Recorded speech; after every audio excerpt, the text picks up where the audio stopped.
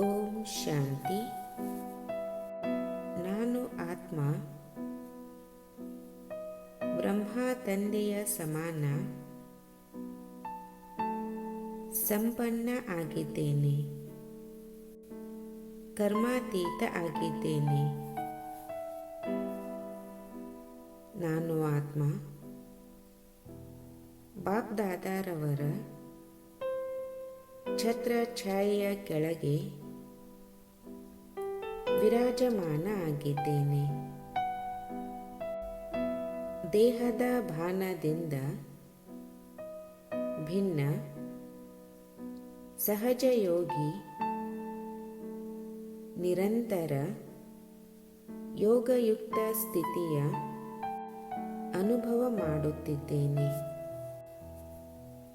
ಈಗೀಗ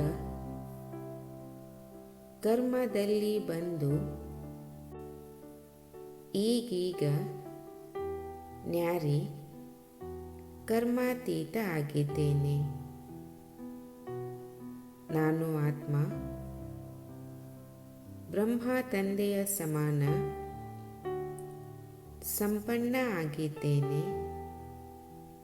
ಕರ್ಮಾತೀತ ಆಗಿದ್ದೇನೆ. ಓಂ ಶಾಂತಿ.